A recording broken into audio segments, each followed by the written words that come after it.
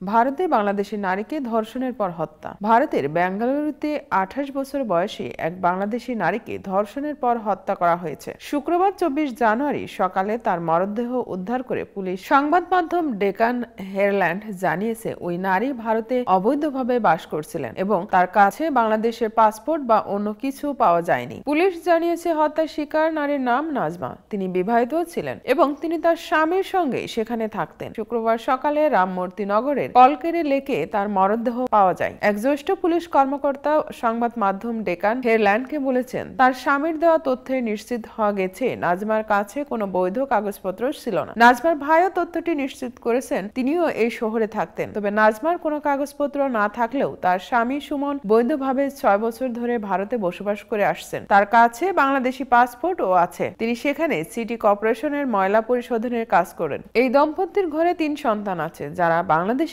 নিজ আত্মীয়স্বজনদের সঙ্গে থাকে। সংবাদ মাধ্যমটি জানিয়েছে, নাজমা কালকেরের একটি অ্যাপার্টমেন্টে সাহায্যকারী হিসেবে কাজ করতেন। তারা থাকতেন রামকৃষ্ণ নামক একটি এলাকায়। সেখান থেকে তার কর্মক্ষেত্রটি কাছেই ছিল। গত বৃহস্পতিবার ওই অ্যাপার্টমেন্টে কাজ শেষে বের হওয়ার পরেই তিনি নিখোঁজ হন। এরপর শুক্রবার সকালে পথচারীদের কাছ থেকে জরুরি বার্তা পায় পুলিশ, যারা নাজমার মরদেহ লেকের একটি নির্জন জায়গায় পড়ে থাকতে দেখেন। পুলিশ গিয়ে দেখে নাজমার মাথা ও মুখে আঘাত করা হয়েছে। এছাড়া তাকে শ্বাসরুদ্ধ করার চিহ্ন স্পষ্ট ছিল। এতে বোঝা যাচ্ছিল তার ওপর হামলা চালানো হয়েছে।